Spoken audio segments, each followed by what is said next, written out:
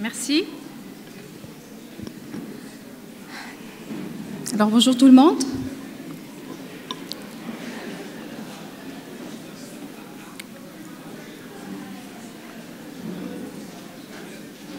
Donc à moi le tour maintenant de parler à propos de l'insuffisance hépatique aiguë par rapport à sa prise en charge aux urgences. L'objectif principal, c'est avoir un panorama du tableau clinique et paraclinique de l'insuffisance hépatocellulaire quand elle est admise aux urgences. Et une fois le patient, qu'est-ce qu'on peut faire aux urgences pour sauver ces patients, puisque dans la majorité des esprits, et je suppose qu'une insuffisance hépatocellulaire, c'est un foie qui est brûlé, c'est un foie qui n'est plus fonctionnel, c'est transplanter ou mourir. J'aimerais pouvoir, à un certain degré, changer principalement cette idée. Donc, quand un foie est lésé, c'est la cellule hépatique qui est lésée. Et une cellule hépatique lésée, c'est une cellule qui meurt de deux façons, soit par nécrose, soit par apoptose. La différence entre les deux, c'est que dans la nécrose, la mort est progressive, et dans la nécrose, la mort est bruyante, et on a plus un tableau cytolytique que cholestatique, contrairement à l'apoptose, où la mort dans le temps est plutôt progressive, plutôt silencieuse, et on a plus un tableau cholestatique que cytolytique. Quand la cellule meurt, elle libère bien des dommages. Ces dommages sont responsables d'inflammation, une stimulation de l'immunité cellulaire, et donc il y a une inflammation locale au niveau du foie qui démarre. Cette inflammation va être elle-même responsable d'une autodestruction. Donc localement, il y a un conflit entre des facteurs d'inflammation qui essayent de détruire le foie et d'autres qui essayent de régénérer le foie. Ceci va aboutir à une souffrance du foie et donc une altération de ses fonctions. Ses principales fonctions, la fonction de synthèse, principalement protéinique, l'albumine, les facteurs de coagulation, mais dans la phase aiguë, ce n'est pas comme dans l'hépatite chronique, l'albumine ayant une demi-vie plus longue de 3 semaines, on ne va pas percevoir de baisse lors de l'insuffisance hépatocellulaire aiguë. Par contre, l'insuffisance hépatocellulaire aiguë est associée à une baisse importante en termes de quantité de facteurs de coagulation. La fonction métabolique, puisque le foie a un rôle dans la néoglycogénèse, dans la clairance des lactates, dans la clairance de l'ammoniac, tous ces éléments vont trouver bloqués puisqu'ils sont un peu plus métabolisés et se retrouver dans la circulation systémique. Donc, ça, c'est ce qui se passe au niveau du foie. Au niveau du compartiment systémique, les conséquences sont d'abord la sortie ailleurs de la réaction inflammatoire qui ne va plus rester confinée juste au niveau du foie, elle va devenir une réaction inflammatoire systémique. Cette réaction inflammatoire systémique, elle-même, au niveau de la circulation, va être responsable d'un effet pro-inflammatoire. Allez, on bouge, il faut sauver. Anti-inflammatoire, allez, arrêtez, il faut bloquer. Le problème, c'est que l'effet pro-inflammatoire, anti-inflammatoire dans ce contexte qui bloque, c'est lui qui l'emporte. Et quand il l'emporte, il est responsable aussi d'une immunoparésie, c'est-à-dire que les cellules d'immunité adaptative qui sont menées à travailler pour lutter contre les problèmes qui se passent, particulièrement infectieux, sont bloqués dans cette situation. Donc, la principale conséquence initiale, c'est le syndrome de réaction inflammatoire systémique avec ces deux conséquences, l'inflammation, le CIRS et le risque d'infection. Deuxièmement, il y a la coagulopathie, puisque tous les facteurs de coagulation ont baissé. Maintenant, quand on les mesure, on ne mesure pas tout, on mesure un TPINR qui nous donne une idée sur la quantité de facteurs 2, 5, 10 et 7. Ça nous dit que ces facteurs sont diminués. On ne connaît rien par rapport aux autres facteurs et on ne connaît rien par rapport au reste de la coagulation, l'hémostase primaire et la fibrinolyse. Troisièmement, le syndrome métabolique. Le syndrome métabolique, dont la plus alarmante en aigu, c'est le risque d'hypoglycémie, puisqu'il n'y a plus de néoglucogénèse. Et la plus alarmante aussi, c'est l'excès d'ammoniac, qui est un toxique pour le cerveau et un toxique pour la barrière hémato-encéphalique, et donc va être responsable d'œdème cérébral, d'encéphalopathie hépatique, qui est la principale qui met en jeu le pronostic vital de cette pathologie. Et donc, en termes de définition, on va définir l'insuffisance hépatocellulaire quand on a, sur une durée de moins de 26 semaines, l'installation sur un foie qui était antérieurement sain, aucune pathologie hépatique, d'une coagulopathie définie par un INR supérieur à 5 et une encéphalopathie. Maintenant, en termes de classification, cette encéphalopathie prend beaucoup de rigueur puisqu'elle est au centre de la définition. Et donc, on va parler d'une lésion hépatique aiguë sévère, acute liver injury, quand il n'y a pas d'encéphalopathie. On va parler de acute liver failure, insuffisance hépatique aiguë, quand l'atteinte neurologique est là. Quand on va dans la littérature, vous allez voir le terme aigu, le terme fulminance, le terme beaucoup de classifications. Et ces classifications visent principalement un objectif principal, c'est de pouvoir cerner le moment où l'encéphalopathie s'est installée après l'installation de la lésion hépatique, après l'apparition de l'ictère. Intervalle, ictère, encéphalopathie. Cet intervalle est très différent d'un continent à l'autre. Les Asiatiques ont leur définition, les Anglo-Saxons ont leur définition et les Européens ont leur définition. Moi, je pense qu'à la phase aiguë, quand on admet un patient aux urgences, la question, ce n'est pas se définir et savoir, mais connaître le substratum physiopathologique de cette définition. Pourquoi on s'abat autant pour expliquer et trouver le moment où l'encéphalopathie s'est installée? Tout simplement parce que l'encéphalopathie, elle nous donne, et son moment d'installation, nous donne une orientation quant au caractère physiopathologique. S'agit-il d'une lésion apoptotique ou s'agit-il d'une lésion de nécrose? La nécrose, l'encéphalopathie est rapide. L'apoptose, l'encéphalopathie s'installe plus progressivement. Ainsi, quand on a une idée si c'est le caractère apoptotique ou le caractère nécrotique, indirectement, on pense à l'étiologie de cette insuffisance hépatocellulaire. Dans le monde, les principales étiologies, les principales causes de lésions hépatiques sévères sont les virus et les médicaments.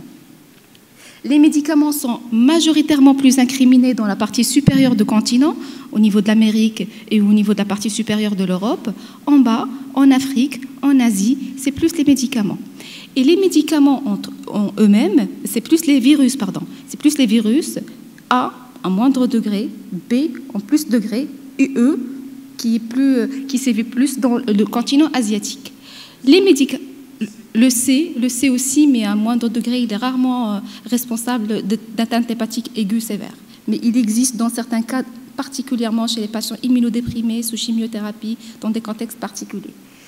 Donc, dans ces continents africains, oui, les virus sont responsables, mais les médicaments aussi sont responsables.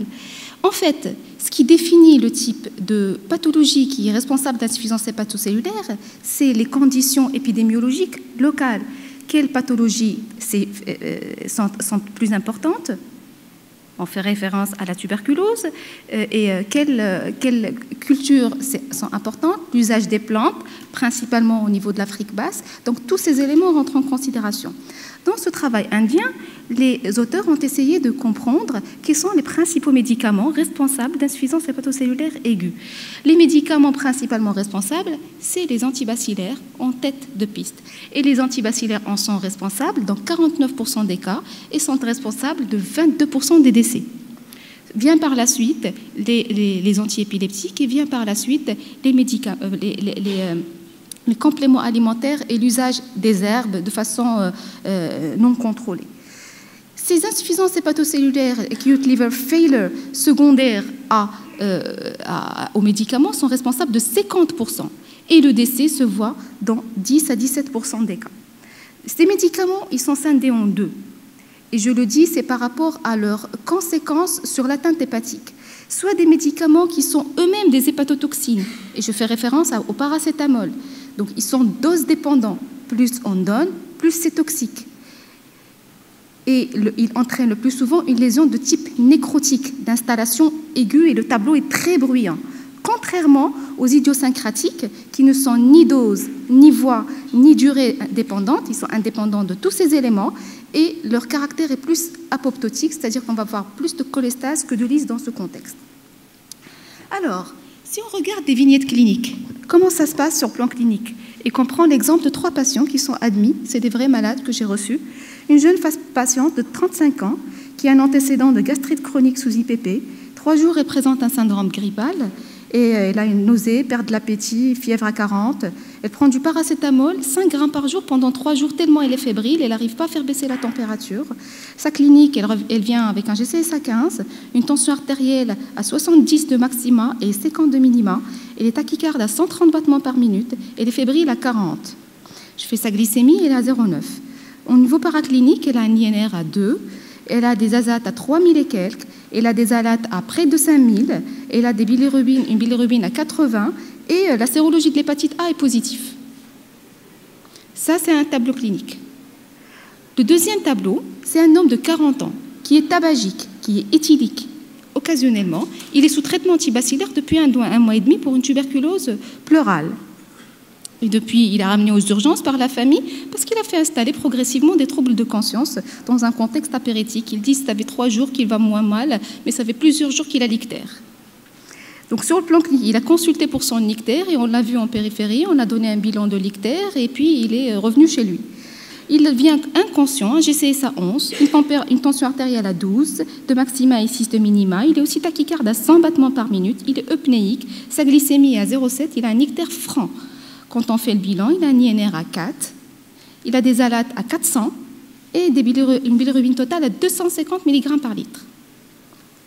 Troisième malade, une patiente de 44 ans qui n'a pas d'antécédent particulier, mais suite dans un but d'autolyse à la suite d'un conflit conjugal, elle a pris 20 comprimés de paracétamol d'1 gramme, soit 20 mg.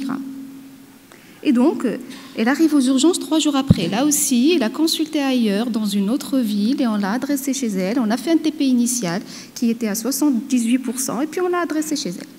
3 jours après, il vient directement à Rabat. Il vient de 200 km de loin. À l'examen, il est ictérique, elle a un GCS à 11, elle a un coma calme, sans signe de localisation, des pupilles en légère midriase, une tension artérielle à 15 de maxima, 35 de minima. Elle a une fréquence cardiaque à 150 battements par minute, une fréquence respiratoire à 30 et une glycémie à 0,3. Elle a un INR à 7, une lyse à 8000 et quelques et des cholestases à 60. 3 cas cliniques qui émergent dont vous allez retenir le même diagnostic. Vous allez dire qu'il s'agit très fort probablement d'une insuffisance hépatocellulaire. Maintenant, la prise en charge peut être différente. Alors, ce qui est important sur le plan clinique et paraclinique à connaître, c'est que quand on s'acharne sur l'encéphalopathie, on s'acharne sur le moment d'installation de l'encéphalopathie parce que ça a une orientation étiologique. Et plus cette encéphalopathie est courte, plus on s'oriente sur le nécrotique et donc sur le paracétamol et les virus. Plus cette encéphalopathie est longue, plus on s'acharne sur des médicaments idiosyncrasiques et donc d'apoptose. Et donc, c'est principalement les autres médicaments et éventuellement d'autres causes. Aussi, il est important de savoir que le tableau clinique est différent puisque un chiffre de lyse hépatique a une signification différente en fonction de l'étiologie. 3000 d'ASAT dans une intoxication ou un surdosage au paracétamol n'a pas la même signification de 3000 d'ASAT dans le cadre d'une autre médication. Donc, il faut prendre en considération le caractère apoptotique ou nécrotique, et j'insiste sur cet élément parce qu'il a un grand élément d'orientation, autant bien sur le plan diagnostique que sur le plan pronostic. Parce que quand on voit la survie spontanée chez ces patients, elle est nettement plus augmentée quand il s'agit de lésions nécrotiques, elle est nettement plus basse quand il s'agit de lésions apoptotiques. La dynamique de l'atteinte. En comparant, dans ce travail, on a comparé des patients qui ont survécu spontanément sans transplantation. Dans la survie sans transplantation, on a vu le grade neurologique d'admission. Le GCS d'encéphalopathie était grade 1 et il n'y avait pas de différence sur le plan clinique, particulièrement par rapport à l'encéphalopathie, quant à l'admission. Donc, autant bien sur le plan encéphalopathie que sur le plan INR. L'INR de base, il n'y a aucune différence entre les deux malades. C'est-à-dire que l'INR d'admission des patients nous permet de dire « tiens, il y a un défaut de synthèse », mais c'est tout. Il ne permet pas de se prononcer sur plan pronostic. Pour se prononcer sur plan pronostic, il faut qu'il y ait un mouvement. Il faut suivre la dynamique de ces lésions. Il faut suivre la dynamique des ALAT, il faut suivre la dynamique de l'INR et la dynamique de l'encéphalopathie hépatique. Alors, pourquoi suivre cette dynamique? Dans tous les cas, soit on va recevoir un patient qui a une lésion hépatique aiguë sévère, il est conscient, soit on va recevoir un patient qui est déjà en stade d'insuffisance hépatocellulaire aiguë. La question qu'on se pose, c'est, puisque c'est une pathologie dynamique, et c'est la dynamique qui va nous orienter, quel est le pronostic de ces patients? Et ça, c'est une grande question dans la littérature. Quel est le pronostic de ces patients? Parce que le pronostic, en fait, il dépend de quoi? Il dépend principalement de la capacité du foie à régénérer. Et cette capacité du foie à régénérer, jusqu'à l'instant, reste un grand point d'interrogation. On ne sait pas si ce foie est à la capacité de régénérer ou pas. Pour évaluer cette capacité, des scores et des scores. Il y en a beaucoup dans la littérature. Les plus fréquentes, les trois que je présente ici, utilisent soit des éléments statiques, l'âge et l'étiologie, soit des éléments dynamiques, l'encéphalopathie, l'INR, le bilirubin principalement. Maintenant, ces scores, toujours dans un souci d'amélioration, on a essayé de chercher des biomarqueurs qui pourraient améliorer la signification de ces scores. Et des biomarqueurs, on a essayé de chercher dans le sang tous ces éléments que rejette la cellule quand elle est en train de se nécroser ou là, en cas d'apoptose. Et tous ces éléments ont été aussi mesurés. Pourquoi on fait tout ça? On fait tout ça pour répondre à une question dans la littérature. Dans la littérature, tous ces efforts sont faits pour répondre à une question. Faut-il transplanter ou pas? On ne se demande pas une autre question. C'est-à-dire qu'à cette question, moi je suppose qu'on n'a pas le droit de dire peut-être. Quand on dit qu'il faut transplanter, oui ou non. Et oui ou non sur plan étude, sur plan statistique, c'est ce qu'on appelle la sensibilité ou la spécificité. C'est-à-dire que pour décider de transplanter un malade, donc il faut avoir la réponse. 100% de sensibilité et 100% de spécificité. Or, aucun de ces scores ne répond de cette façon. Ils répondent tous par un peut-être. Ça veut dire quoi? Ça veut dire que peut-être on va transplanter des patients qui peut-être n'ont pas besoin de transplantation. Et ça, dans cette étude, qui est une prospective observationnelle, une cohorte, sur 31 centres de transplantation au niveau américain, qui a inclus 2070, là je vous présente les résultats de l'évolution de la survie sans transplantation des patients présentant une insuffisance hépatique aiguë, acute liver failure. Il y a une tendance vers l'amélioration de la survie sans transplantation. De 1978 à 2013, la survie est passée de 60% spontanément à près de 80%. 1. 2. Quand on voit la courbe en bas, la courbe d'en bas, c'est les patients qui ont été listés pour une transplantation, mais je ne sais pas si par manque de chance ou par bonne chance, par chance, ils n'ont pas été transplantés et ils ont survécu. C'est-à-dire que et ce taux de ce malade est en cours d'augmentation. Il est passé de 20% aux alentours des années 98 à près de 35%. La survie spontanée quand on a décidé de transplanter, alors qu'apparemment, l'évolution montre que le malade n'en avait pas besoin. Donc, ceci a créé vraiment une vraie foule de la littérature. C'est le résultat de ce travail. Tout le monde se demande maintenant, est-ce qu'on transplante? Et le terme transplantation futile commence à être proposé dans ce sens. Est-ce qu'on transplante par excès des malades? La question était là. Moi, je ne me suis pas dirigée là, parce que ça ne m'intéresse pas.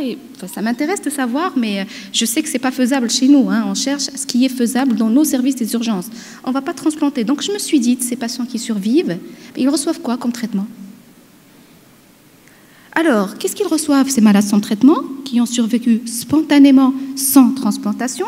C'est des malades qui ont un support d'organes. Donc, l'étiologie, d'abord, ce qui est encadré, l'étiologie, il y a l'indication du NAC6-cystéine qui apparemment a été largement étalée. Et on commence à utiliser le NAC6-cystéine même en dehors, les non-APAP, mais en dehors des intoxications au paracétamol.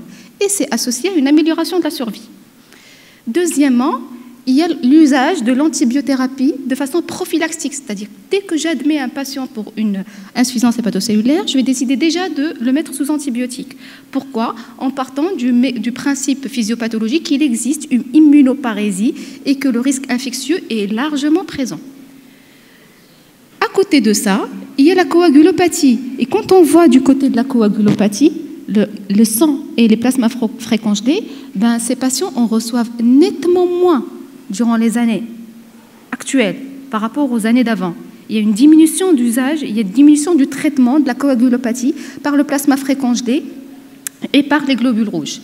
De même, on utilise toujours l'épuration extra-rénale et on utilise moins de monitorage invasif au niveau intracrânien et aussi moins de gestion à la phase aiguë, moins de support, moins de gestion de support d'organes, de gestion du syndrome de défaillance multiviscérale.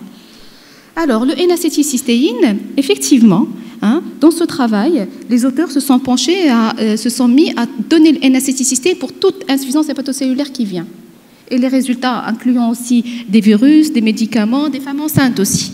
Les résultats, ils sont vraiment très parlants, puisque 96% des patients ont récupéré, puisque le décès est presque nul, 3% des malades, et juste 6% des patients ont été transplantés comparativement aux autres.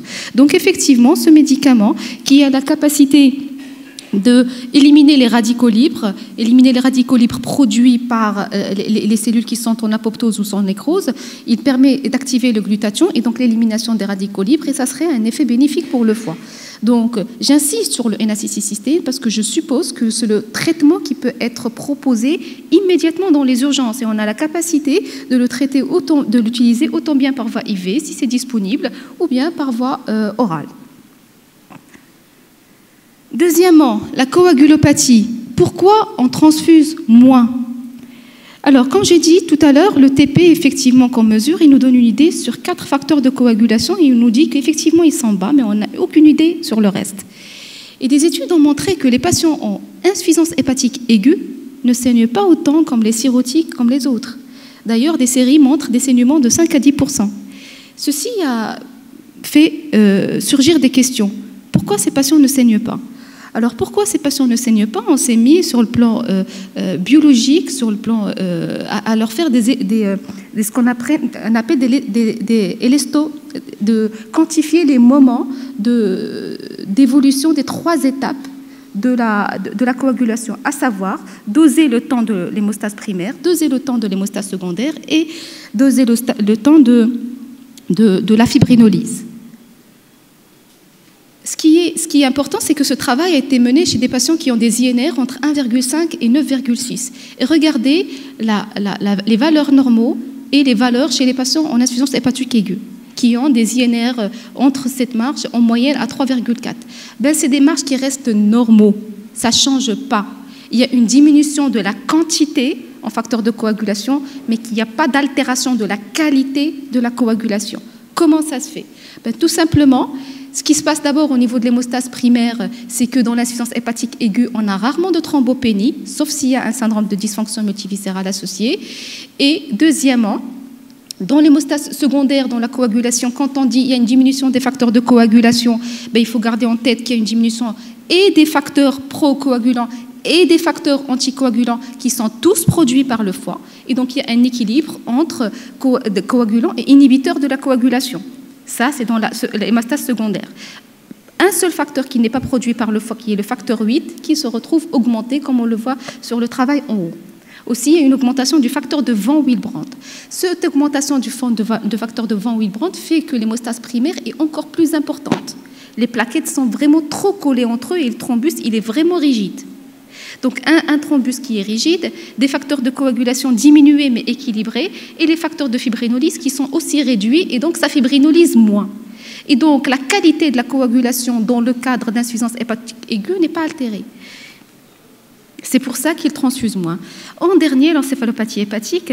Donc pour traiter l'encéphalopathie hépatique, bien sûr, il faut surveiller et optimiser l'hémodynamique cérébrale, je ne reviens pas sur ça, mais surtout le substratum physiopathologique nouveau en matière d'encéphalopathie hépatique, c'est qu'à part l'hyperammoniémie, il y a aussi la part de l'infection qui participe. Et entre ces deux, pour assurer une thérapeutique, donc il faut épurer l'hyperammoniémie et traiter l'infection. Alors l'infection, on a vu que dans la série de 16 ans, ils ont essayé de mettre systématiquement l'antibiothérapie. Ben, quand on met l'antibiothérapie prophylaxique systématiquement, il n'y a pas plus de survie. Il n'y a pas plus de survie en termes de mortalité. Et deuxièmement, il n'y a pas plus d'amélioration en termes d'infection acquise au cours des 7 premiers jours. C'est-à-dire même un malade auquel on donne une antibiothérapie, en l'en comparant avec un autre, les deux vont faire des infections et les deux vont mourir autant. Donc l'indication de l'antibiothérapie prophylaxique reste limitée. Maintenant, la dysfonction d'organes est clairement la principale cause de décès dans le cadre de l'insuffisance hépatocellulaire. Donc, traiter l'infection ne paraît pas logique, au moins sur les éléments de ces travaux. Alors, sur cette cohorte multicentrique au niveau Amérique, là, l'objectif, c'est de voir l'ammoniémie, oui. Plus l'ammoniaque est élevé, plus les malades décèdent. Plus l'ammoniaque est élevé, plus l'encéphalopathie est importante. Ça, c'est une réalité. Maintenant, qu'est-ce qu'il faut faire?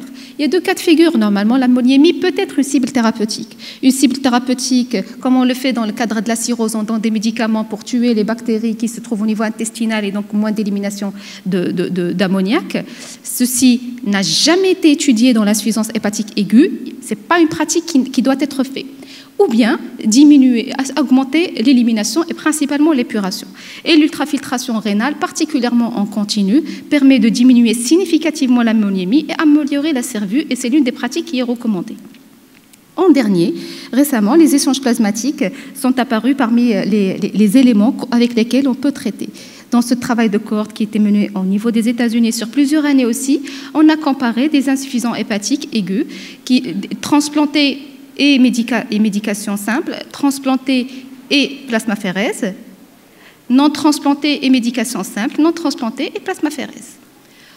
On ne dirait pas que la plasmaphérèse seule, les échanges plasmatiques améliorent significativement la survie. Cependant, les malades meurent nettement moins quand on ne fait pas, quand on fait la plasmaphérèse, des échanges plasmatiques, que lorsqu'on ne le fait pas.